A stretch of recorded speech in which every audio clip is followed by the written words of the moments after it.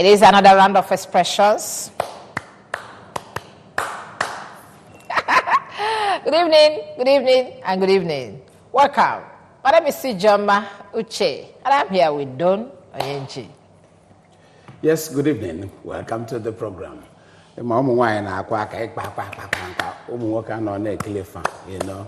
know, the men will just, yes. Let's add the long wine. I didn't know I was on air. I'm sorry.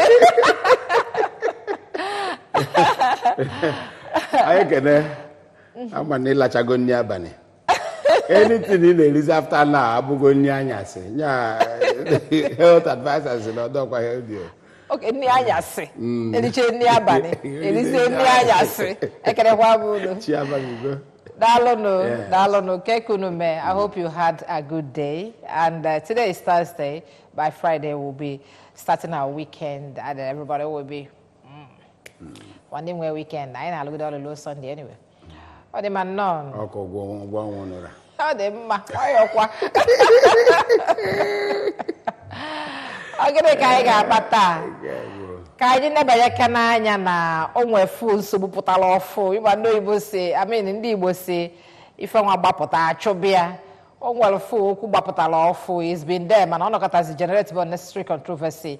I was say ka neba yakene eli anya based on a 5-4 medicine like we say oho na achịkwa na ọsọ banyị ka ife nwa na-eme ebe ọ bụ na ọ bụrụ ọsọ banyị when I generate this controversy na generate banyị ka anyị nebanye anya taa ka anyị kọwaa ka o si dị na ife o kwesịrị ịbụ gịnị bụ ife a wee sị na mmadụ nwụ etu aka bunata ya ebe ọ bụla o si wee bụ ndị ozu nwụọ n'obodo oyibo ebunatala anyị ebe ọ na o si bunata mana wee nezie anya wee fụ na ụfọdụ enyi n'obodo oyibo asị na fa na-arute ekwe ụlọ wee si oke ka eme Ijunata mmụọ fa n'ụlọ ka wee dịshọ na fa na-arutego eje jụchara ife ebe niri ebunata detin ma ndị nwụrụ na mmiri ma ndị nwụrụ na agha oke agha like ụdị ife na-eme n'ugwu Awụsa chịkọrọ ha ncha wee na mass grave onye nke nọzi ebe ahụ jee jụchalụ wee na gị abe nna then a whole lot of things ịghọtago ụfọdụ na-akpọ ya Ijunata Ozu ụfọdụ na-akpọ ya Isenata Ozu ụfọdụ na-akpọ ya Imenata Ozu so many names mana ofu ife a ka ọ bụ ịghọtago as long as na ebunatara ozu onye a physically na onwe ife a na-eme wee wenata ya wee adịshọ na ọ na-alụgo ụlọ mgbe ọdụ eze ụlọ akpụ ya Imenata anyị na-akpọ ya Imenata ọ dụbara ugbo actually ọ dụbara ugbo ndị jelu Nigeria Biafra Civil War na-anatara ụfọdụ akwa afọ esigide onye a ka ọ nata adị convinced na ọnwụgo akwa ya ụfọdụ ka a na-akwa without really bringing anything down to the village. They will just do the normal thing to respect the spirit ka o zuo ike as it is thought, then ụfọdụ ndị amalụ na fa nwụrụ malebe fa na ọnwụ mfuo ozu anya ọ bụrụ na ka o si wee dị na fa like edu itukwu obodo oyibo onye nwụ n'obodo oyibo ego eji ebunata ya bụkwanụ kọbọ n'afọ atọọla ọ bụrụ kọbọ n'afọ ọnwa dike ndị gbanyela aka ụfọdụ na-ebi ego ụfọdụ na-akpọ luncheon wee bunata ozu nwụ n'obodo oyibo so ọ dịzie etu a na aka ndị ahụ esiri ike ịma na fa nwee ike nye ya menatazie ozu ya kwa ya ma ọ jụnata ya ma ọ wenata ya which means a kind of spiritual arrangement. Then the processes was ife maka ị na-anya fụ na nke akwa na Anambra akpọlọze mezina Governor Obianọ introduced mgbe ọ bata was January 2015 so it was taken na ndị a na-akwara akwa nwụ n'agha adịrị nne mana maka na amazi ebe fa n'ọnwụ emezie spiritually, which means that what is driving it in the first instance bụ spirituality. Maka na ozu asị na mmadụ na-akwụgharị ka ozu a na-akwara akwa. The understanding bụ na onye ọbụla nwụrụ na ya akwa and onye ọbụla na-akwara akwa has not been given the right onwe. And if you listen, at least in recent times, somebody was quoted as saying, Nanya ona kwabero. Folia ubolone mone, gwalia sea, nyakpo batea no. Nyaka kunilo. Chai. If you get so pathetic. So pathetic. So anyway, spiritual responsibility and necessity to kwa Ozu. So I asked the Emily Ebenwan and the Basia. Yes, all my free feel but like in car government at 2015 or Zemes na. Nya one day ndi boni ne no gaga. Famu fula ngufu for the one ofia, for the one ozo, for the coup deneli, for the bonde agugubulu, for rap of our bed for abandon, for the ni rainy. Iotago, our webatam no way consider that and for the mona kukwanozo, just like you said, kakwa, fakwa, gad, where meneto bifa. Iotago. So, and the melia, the Anambra in a bakolo. Mandi we.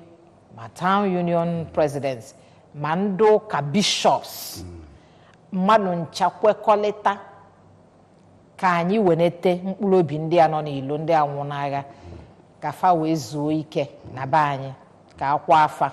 Ịghọtago, emenye when that understanding between both traditional and the Christian religion, na ị ga-akwa ndị nke anyị nwụla nwe emenye ọga. Mana recently, this one generated bezia for necessary controversy. Iotago abiazia nwe kosi we nwo like ndi Ijunata Ozu like mgbe ya nwelo Ozu gbaloku na hospital in Wuku. Ụfọdụ ndị that could not identify the nke fa Ijunata draw the thing enenya. The thing sebo na so many towns. Asina ndo kasịrị na ọ bụrụ na ịnwa anwa we Ijunata nie na fa ma abiakwa. Iotago. And then ndị obodo si na ọ bụ na Ijunata Ozu na fama akwa na it simply means na onye anọ n'ilo na before fa abata participate ya na akwamozu onye a na iwu begide na aga Ijunata the person ben na ya nie ya before fa wee bata. So enwe for this kind of controversy also ni femara ji wee si ka anyị nebanyeke n'anya na this thing and anyị kpagalikwa jụọ ajụjụ na ọ bụrụ sa anyị ga-ekwu edo na with time anyị akpọbata unu n'esola anyị wee kwube mana ka anyị kpọbatagodo the first set of person anyị na-akali anyị kali wit ndị omenala kalia wit ndị ụka anyị mechasị fefa kwu anyị emeghe phone lines anyị na-aga akpaba. O nwere obodo osi mana ibe a na-akpọ Ijunata Ozu bụ dịka etu mmadụ na-ejebe ife onye ajebe na ọya anata o wee bụ na ọ natazi n'ọnwa ife dapụtara ike na ọ nọ n'ezi ọta aka dịka obodo oyibo enwezi ike ibunata nwa ma ọ bụ na ọkụ ụkwalụfa ma ọ na mmiri iluva ma enwezi ike ịkpọnata ọnya na ndụ ma ọ bụ bunata ozu ife a na-eme bụ na asa omenala Igbo bụ na-eji ọmụ wee jụta ya tinye na akpati wee bunata wee nie nyakwabi ya. Ọ bụrụ na ịgwa ndị ụka na nwanne ya nwụrụ, ndị ụka kwesịrị ịbịa akwụ ya ma ịgwafa na nwanne ya nwụrụ na-enigbu ya eni ịgwafa na Ijunata anya ndị ụka anyị ekwezi bịa. Omenala Igbo dịwa gboo dịka ọ ga-anụ anụla agha Biafra, Nigerian Biafran War. Ọtụtụ nwere ebe ndị nke fa nọ, ụfọdụ afụrọfa olue ka aba 1980 gaba ụfọdụ bido kwawa ndị nke fa. Ọ bụrụ na ọma na nwanne ya ejele amị na Nsụka section o were ọmụ jebe na Nsụka apụ Ijunata ya tii n'akpati ka ebu anata agwagbu ikwu na ibe ma ụmụnna na nwanne fa afụ ọnụ na-achọ ka ekpokwasị ya aja apụta n'ihe ọnya kwa anya according to faith ọnya. Ọ bụrụ onye omenala, ndị omenala nwere ozu. Ọ bụ ndị ụka agwa ndị ụka na-akpọ onye otufa dịka faith si wee dị na omenala Igbo na ọ na-abụkwa na amụọ nwa n'ala Igbo a na-ajekwanụ mgbali ịtọ, a na-apụtakwa n'ịsa, obodo a na-enwe aṅụrị. Ọ bụzi na achọ ọnya afọli ya, ekwesịkwa na ndị nwe ya ama na ọ nọzi andị na-ya emelu ya ife etu esi eme. Ọmụ ka ndị Igbo ji Ajunata Ozu, ọmụ nkwụ. Ọ bụgodu na ọ bụsịrị ebe a dịka etu Ogbunike dị. For example,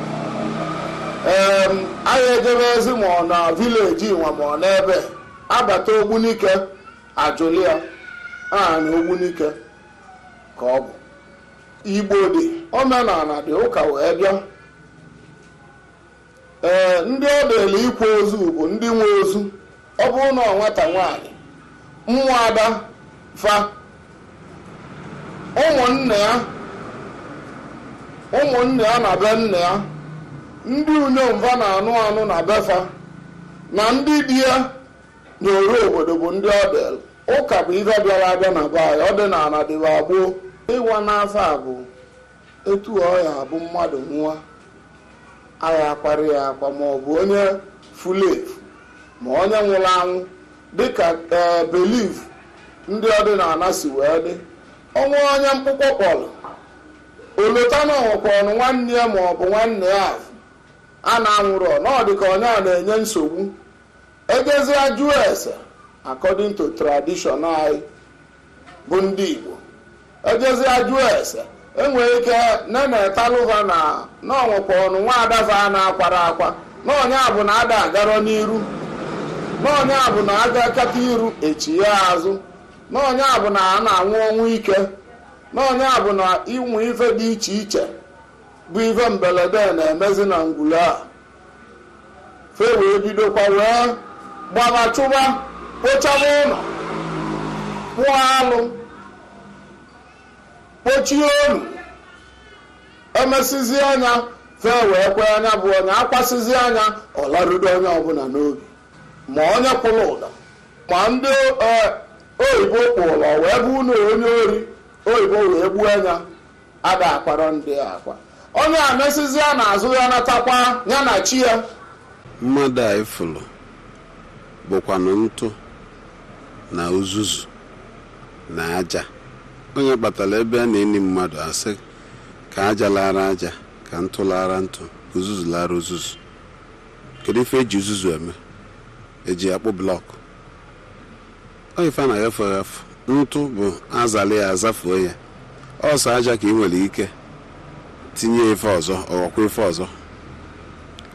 Mana apart from that, onweghị ife pụrụ n'ime ntụ na aja na uzuzu. Ife na-akpọ the soul of man. And when God created man, he created us in his image. That soul is the agency of life that God implanted in man. So at death, that goes back to the maker. What remains is just sand, dust. All right? And if we understand this from that balance, we will be able to see whether what the traditionalists are saying is right. That if somebody dies, you go and bring back. What are you bringing back? Is it the soul that you are calling back? Or ordinary sand and dust? All right? And ash. Is that what you are bringing back? What should be brought back is the soul. But the soul has gone because it is spirit. God is spirit, and every soul goes back to the maker, waiting for the day of judgment. In Christian culture, we don't do that kind of a thing. Once somebody is dead, if you don't see the corpse, what you do is you can have a ceremony called remembrance ceremony. You remember that person. For example, people that died in air crash, this one that happened in Ethiopia. How are you going to identify somebody? Or you just call name and you get something like earth crash, and then you bury it and you say you have buried that person. It's not true. That is not the person. The church will not come to that place if they are doing that. The only thing that the church will get involved in is that the church can pray for its own member. And some of them accepted it, and that is what we are doing. The church will by no means support what is evil. It is idolatry, idol worship. Mgbe ị na-asị na ị na-eje Ajunata Ozu, ọ bụrụ na ọ na-agba jụọ ife ahụ afụ ozu onye ahụ ka o so ndị a na-asị na ajụnatago ozu mana ife iji ọmụ wee jee mme maọbụ akwụkwọ ogilisi wee mesie kpolie tie n'akpati akwụkwọ ogilisi maọbụ ogwe joko or any log of food, no matter the name, will it turn actually to the body of the dead man or dead woman? It cannot. Therefore, anya kwuronia obugodu ebe a na-afụ the physical corpse ekpele ka e na-ekpelu mkpụrụ obi onye nwụrụ anwụ. Ọ bụ na ige ntị n'usoro Anglican Church asị na anyị na-aralụ mkpụrụ obi nwanne anyị nwaanyị ma nwanne anyị nwoke nyefee n'aka Chineke rala arụ ya nye n'ana. Ife eji arafa mkpụrụ obi n'aka Chineke maka day of judgment, morning of resurrection, maka na anyị bụ ndị ụka kwelu n'ofu ụbọchị na onye nwụrụ anwụ ga-esi n'ọnwụ binie. Being a Christian is not just going to the church on Sundays and worship and come back. No, it's living the life of Christ. So any man that stands on that premise will by no means support such a culture. A man or any woman involving himself or herself into it is just an idol worshipper, and it is totally condemned.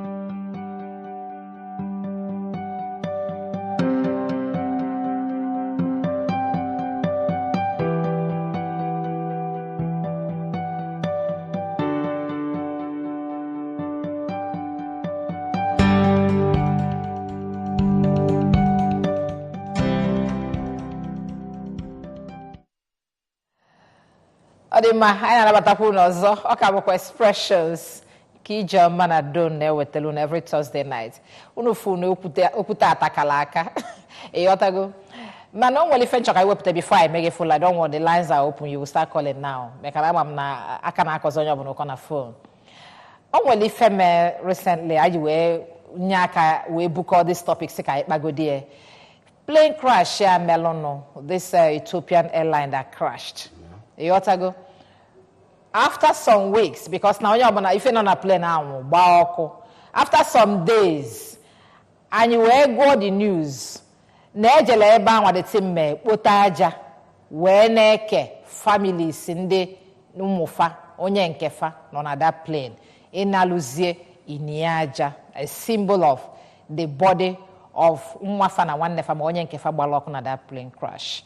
So I was so if I brought so tradition ndị Igbo no bụkwa so ndị Igbo na-eme ife a anyị gbakwa na ndị India ma ndị ọcha some parts of Asia ha nọlụ anwụọfụ na obodo ọzọ akpọcha onye a ọkụ abọtụlụ onye ọ bụrụ the bottle of ntụ ya bụ na-abefa ụfọdụ na-adọbazi ya forever ụmụ nwetawutasị ya nekwa arụ na your grandfather ebe you got all the rest of things mana ọ nke plane crash aso n'ife mere anyị sị ka anyị kpaka n'ife a na anyị fụ na ọ bụrụ sọba anyị ka ife a na-eme ịghọtago.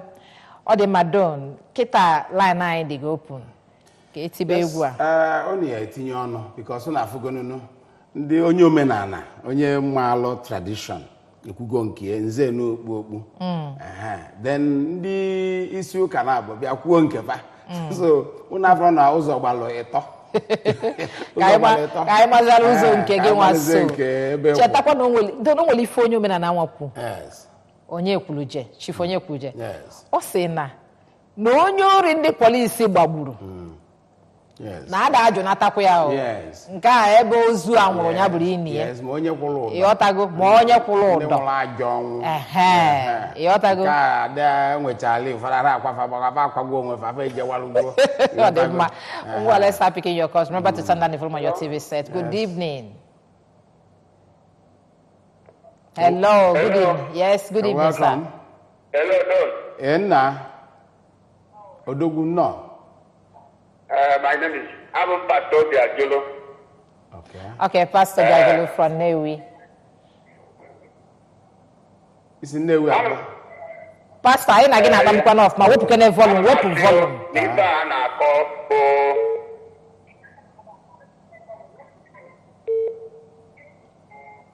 Pastor Biagelo, ọ dị ka ị ga-akpọchi gị azụ.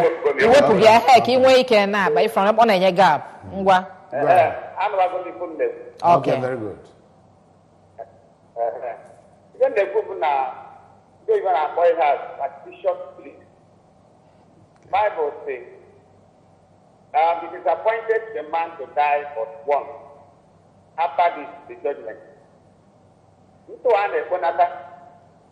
it's no more the man or the woman. So now, the women are saying, okay, open on where Nigeria no about the Koponia Nigeria born Yoruba no that ifa. Yoruba Eba Baplen, Ethiopia, Jajiba. It will almost now. It is equivalent to even at Jonia. I guess I Baplen where Ethiopia Puratonia, Rin, Jonia. So even the people that how come cause if you Melonia Mulam, if Lanya be the any other ceremonies is irrelevant. So not even nothing there. Or the Madalo. I don't be fashionable this time. God bless. Or the Madalo, what we feel back when now consai Kukita. If you get Melonia Mulam, if Fularia. Or draw a Bible. Or what's your car? If you get Melonia Mulam, be near. Or if a Bible. Kind of got Pastor Biajolo. Thank you very much. Hello. Hello? Hello. Come on. Good evening. Good evening. Yeah, good evening. Thank you. Get that faggy. Evangelist. Ndị ụka nọ n'egwu. Evangelist ka ebi sakpọ. Chukwujekwu, Evangelist Chukwujekwu from Enugu. Okay, go ahead. Yeah. So, I want to comment on the area of Ethiopian crash. And because why I want to comment on that is that there's what we call foundation. And in terms of foundation, I do not believe that another person from another side can die and somebody will accept to bury him or her in his own place. So why I say that is that the plane crash contained many people and you don't know their foundation. How can you go and collect sand? Maybe you collected sand and is one of the other side of foundation and come and bury it in your place. It's not done. There's something that we have to be doing and not to be deceiving ourselves. Because if the person is there and you know that the person is in that place, what you have to do is to pray for that person, is to pray for that person, that's all. Then, and within the prayer and the preaching of everything is for the Christian, is for those that is living. And the person that has died already died. So you have to pray for the soul of that person, that's all. So I do not see anything in Ijunata or whatever or something like that. It's not proper. All right, thank you very much. Thank you. Thank you, Pastor. Thank you very much. Yes. Na ndị nke Ethiopia kelo aja chitalo from ebe plane gbaloko kanya nwa na-ekwu na aja nwa mix with so many people see from different backgrounds. So kedu ka ị ga-esi wee buzielu ozu onye ọzọ bịa na nke gị. Yeah, hello. Hello. Hello? Yes, come on. Good evening. Hello? Chukwuebuka from Nise. Ibuku pastor. Are you a pastor? Eh? Okay. Aha. Ganiru.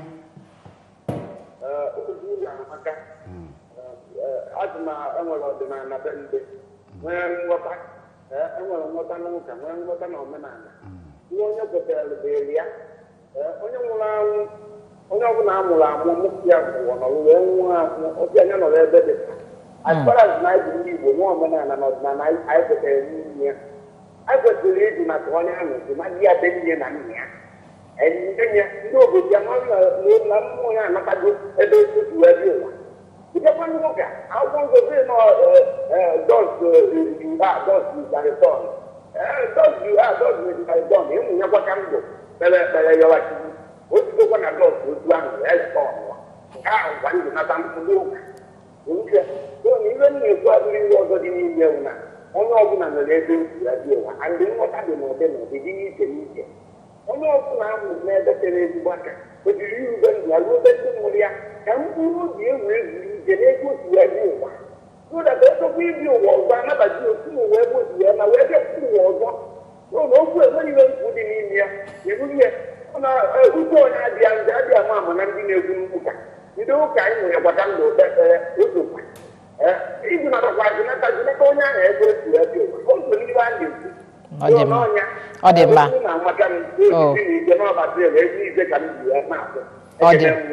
Mandalo. Thank you very much. The article went about. Okay. Who has joined us? Hello. Emma, in between the issue of Berry, Ijunata,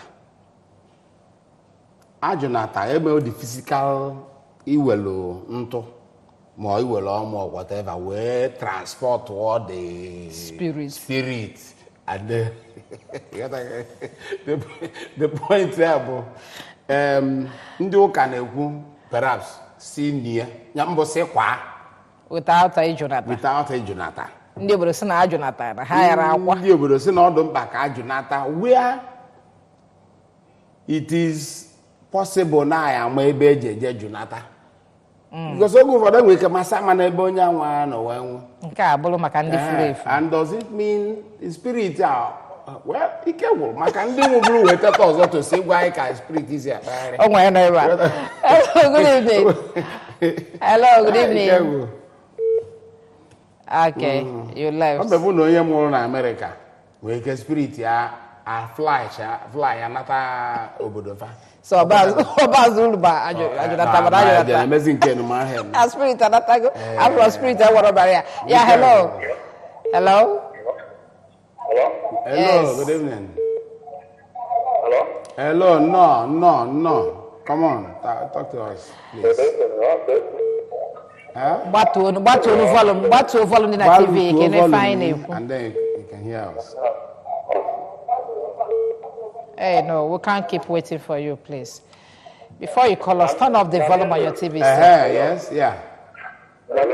Hello, yes. Okay, go ahead. Yes. Kedafai na ABC akpai. Volume di na TV, we may have to drop you now.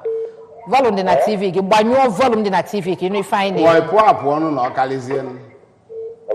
Hello. Yes. No, ya nozi off maka we kpai biko. TV gị na-ekwu okwu na-akpa anyị enweze backlash. Hello. Yeah? Biko gbanyuo TV volume imo move out. Hello. From the body. Hello. Hello.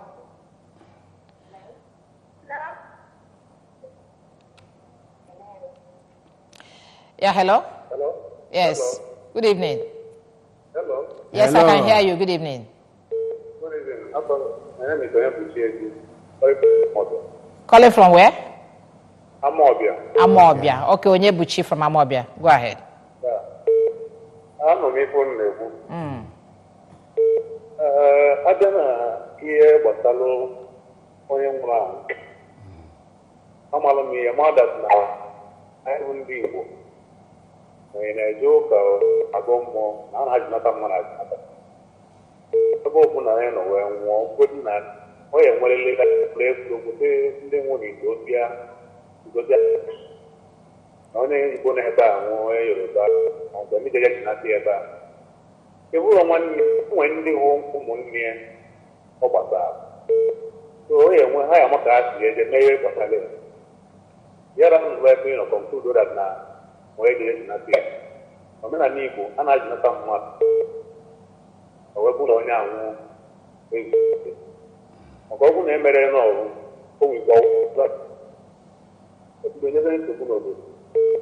On a move from the family. Name of emerald not that. Tiny room, even in the own, we can have many things. Okay. So, only you are there. I think radio is well. On our guy, my dinner cost. Look at you,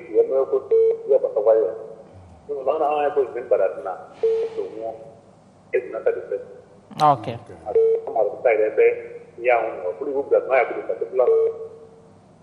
Odema.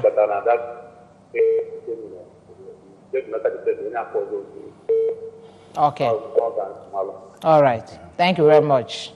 Onyebu Chief Mamobia. Thank you. Hello. Hello? Hello. Yes? You're welcome.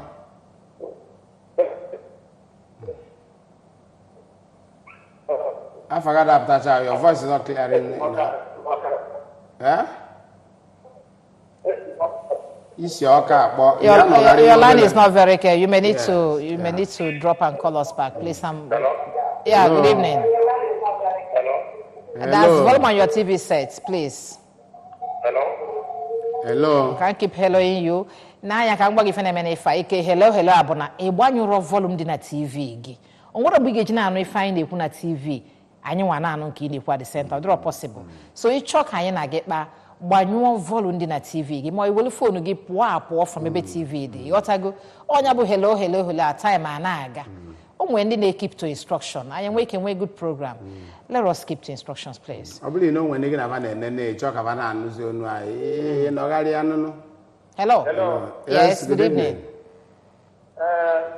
Hello. Yeah. Yes, we can hear you. What's your name? Okay, you called back. Okay. Ethiopian play now. Mother, we're watching your Amara Nebonye. Because if I'm not why, my father will know Gaga and Apostle Solomon. If I'm a Buna, stick and doka, and you fire. What are you? No one not to get a half since 1970. Well, we're not. They are well open Ethiopia. It's an armed robber. But 419. Where if I say I'm a compound, don't you think that you have invited another trouble in your home? Because tomorrow you see, oh, nasty, stay back and when they are not. It may be possible. I can't offer while on your generate going on again. I'm robber, my 419, my fornicator. Equal then don't you think that no way I'm a familiar spirit? The familiar spirit of that person will come and begin to attack your family. It's not one day I have one. So we should be very careful when we want to reach someone like this. God bless you. Thank you, Pastor Obiajolo. So Obiajolo, Epogo, I got your video, which means now about 157 persons on Ethiopian airline. Only I will get your child to. Oh, now walk on to walk. But no 157 familiar spirits. Don't read that choke. Hello. Good evening. Yes, good evening. Good evening. Welcome. Indeed. Yes, good evening. Yes. Hello. Hello. Vote for God from Ekulobia. Onye from Ekulobia. Vote for God. Vote for God. Eh?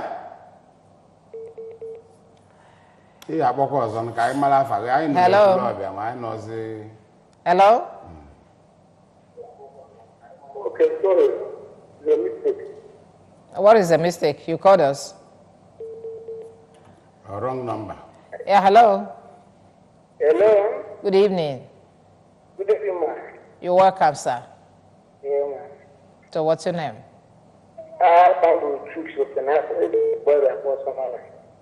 Chuksoke from Osomala. Yeah. Okay, Osomala is in Delta State. Go ahead. Anambra. Osomala. Oh, sorry. Osomala in Anambra. Obaru. Okay, Obaru. Okay, sorry. Go ahead. Thank you. Chuks from Osomala. Go ahead.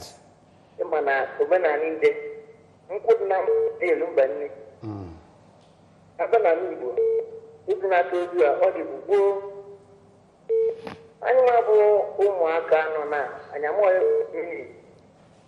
but I na our elders name then anyị nwa just keep running. Then some people na-eji ụka they are against it. against their faith. So, open in a group and in faith in Christ. Only to use Ijunata. The talking about women was only about the Oganapa. Because women are Dalo. If I can choose who can choke, I made on because that's the controversy. And thank you very much, choose. That's the controversy. Well, recently, Yotago, Mekana Sindomina Sendoka. I am also the Bundeba because there's these people, like I told you now, this one that happened recently, the Fajaju, Naga Ijunata Ozu, Ndoka, some Wabuka Ijunata Ozu, Nayama, Ndio Bodu say, Obona Ijunata Ozu. Unu na ndoka na akwa na nyama bata kende bondioka kende bondio bodo onwezi no nyamfo na emo menana wa so the same ndioka akwa no na village akwa Thomas Patrick John kede za papa na zazi Ruben Don Christopher Donatus fa kwa ndioka wa bondio bodo akwa juru na obu na Ijunata Ozu a na ama akwa na ndoka na ndi ukochukwu bia na fama abata ifugia so that is where we have problems anya morozi eba draws the line between ndoka na ndi obodo. Hello good evening sir. Good evening. Welcome. Okay. Onye na-anụ ọrụ ya na Okrucha Joseph Ugwuanyi. Ka ebe si akpọ? Ebe m si akpọ Amansi, mana m bụ onye Nsụka. Okay. Amansi. Amansi. Okay, let's go. Go ahead. Joseph from Amansi. Yes, sir. Go ahead. Ijunata Ozu bụ ihe ndị Igbo chitiburu gboo. Mana ka o si gbata ndị ụka na-aga n'ihe aka n'ụzọ na-esiri ekwesị. Maka Ijunata Ozu a bụ mmadụ ịnakọta azụ na ngwa wee mụ ya. Ka mgbe na-adịghị anya enwere ike ị na-eme ihe ọ dịka na ayasa ị na-eme ihe ọ dịka na ayasa onye nke a kwụrụ gbada onye nke a kwụrụ gbada ya ya na-akpọ maka township asị na obodo ahụ township maka onye ụfọdụ mmadụ erofuche ego si wee bịa ụwa asị na ndụ nwụrụ anwụ na gost na-agagharịga asịrị mana ọ maka azụ na ya ozu ugbo dịbara gbogbo ha na-akpa ha na. Are you still there, Joseph? Yes, sir. Okay, thank you. You have concluded, Abi? No, I conclude, but no, can not come up with no what I say to you. Oh, Demma. Makana, Uka, the Radian, Uka, Makana, Uka, Canada, over the congregation, I no, I come with thousands of them, yes. Bam.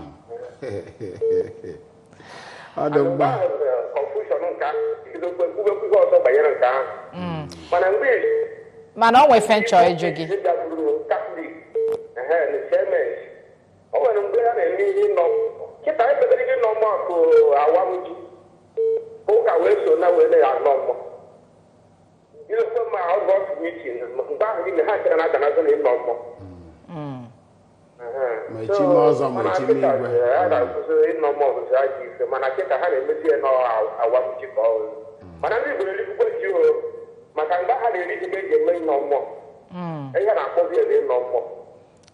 Always venture edugi Joseph. It's in most families in a problem and may for agasa and all the rest of things. Obolo sometimes no na onwelo zoom fula unfa Ijunata or whatever. Mana inekwanya na some families in the same problem. Nwere zoom amuluno. Onye bona muluno mura ebe ai ni enye ebe anwa. Yet ha nwekwa problem of ana eme ife na oda adaba ife ana eme na agasa si agasa ka ezi onye a ga-ebu nke a. Na onye ka a ga-ebuzi na onye nwa na-eme nke ebe ọ bụ na o nwere ozu nwụfuru akwesịrị Ijunata.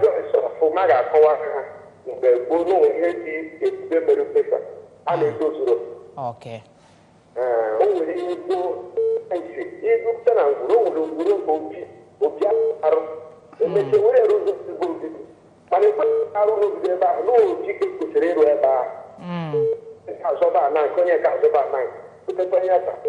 Okay. Okay. I think that it's all right. I think that the thin line here. Thank you very much. The thin line here, Bon, without Ijunata, that action, that act of Ijunata, whether by Nto or by Omu,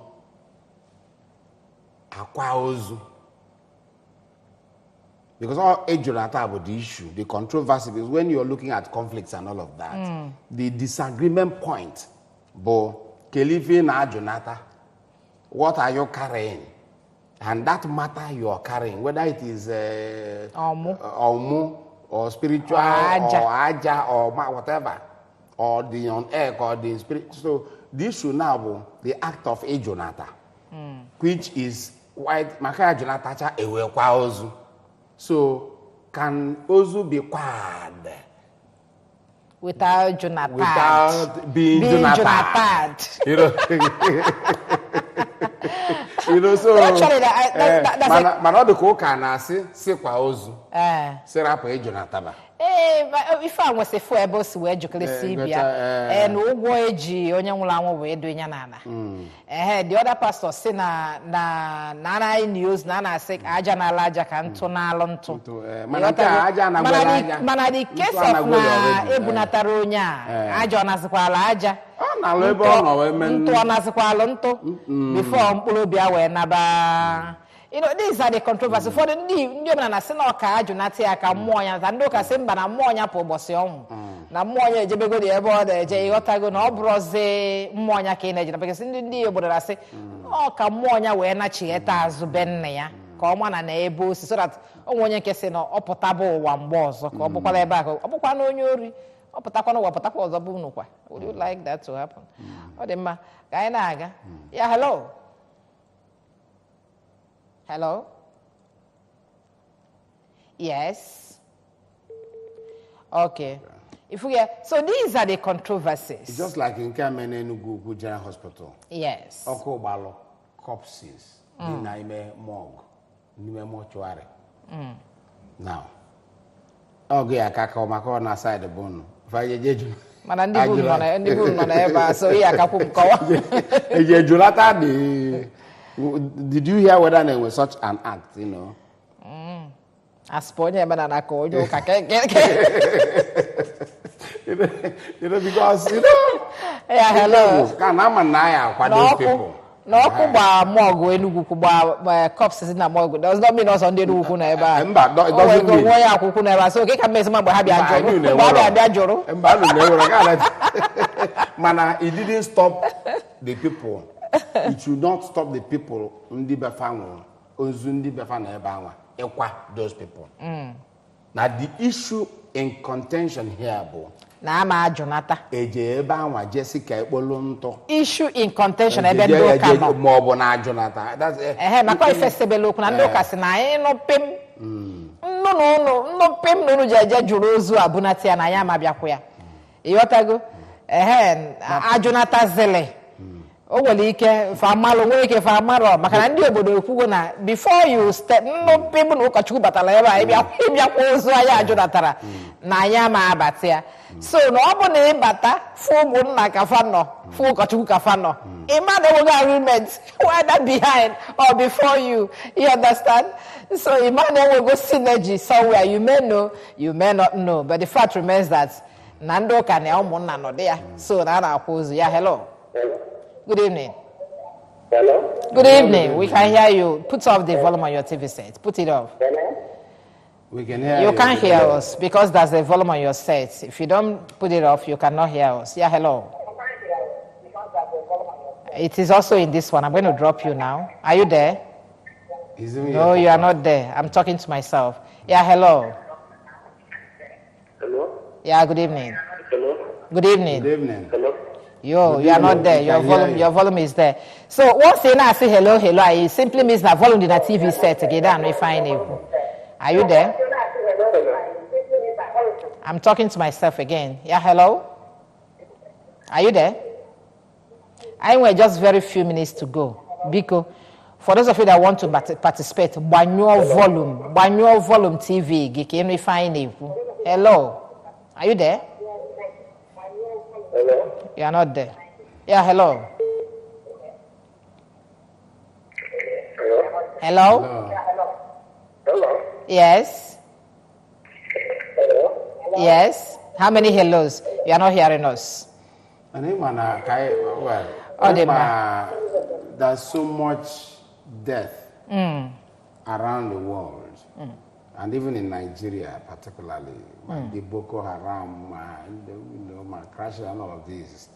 And if you look at it, mmadụ ndị Boko Haram achụkwu over na village ebe agha ajụ n'anya ya onye Igbo na-esu obi ọkụ ihe a na-emezi nke ugwu Hausa nke Kaduna in particular ndị nwezi obodo tosi Ijunata Ozu befa gbapụkwuru na befa blizie na IDP camp somewhere before the Chenata so mgbe vajinata fe wee in short nke nkunu gbapụrụ na 3 years ọkwa ya na 2015 ka aka kwa ha. Hello.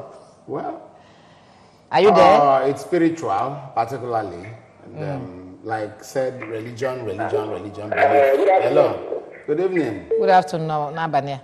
Hello? Hello. Good evening. Hello. Tu na kwebo na iwa bo. Dalo. Ai. Biko una akpọsị na ozugon ka anyị nabazia ebe una chọrọ ka anyị mee this program. I gwa unu before ikpa gị gbanyụọ your volume ka anyị nwee ike n'ihe na-ekwu. Unu agbaghelu onye n'isi dị tin na-eme mkpọtụ na disturb anyị. Iwe ewego m wekwu don. Anyị anaz bodon. Yes, really the coming of the church. The missionaries, the Wetaloka, the message of Christianity. That was omenana in situ, in place. It will put the religious knowledge and So abiazie and where conflict. Sometimes I agree. Like somebody whatever. Even when I say, hey, no, religious, no, if no, But now they have also agreed that we can change it, just like Christmas, to accommodate everybody. So spirituality, we keep the conversation going on. Say I believe I am no longer. Man, even about faith, the very, very sensitive, and we need to really be very careful with it. Yes. You ought to go, especially in a case like this.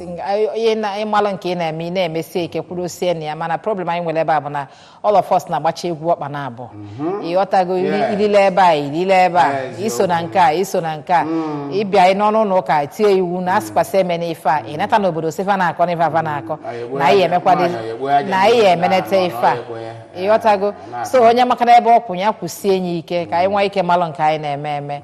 Dalo na anyị ekene unu ndị anyị na-afa akali rọ ndị nke try without success. Thank you very much. Mana unu chọọ ka anyị na-akpa every Thursday. Ị ga-akpa anyị biko gbanyụọ volume TV set gị ka anyị nwee ike na-anụ ife n'ike na-anụ ife anyị na-ekwu, okay? All right. Thank you very much for joining us, the Expression teams. Thank you. Everybody that made it happen tonight. Well, thank you very much. My name is Ijunata Ozu. By the special grace of God, we'll be here for you next Thursday. Don't. Yes, Kachifo, I have a bono 8 p.m. next Thursday. I am a channel.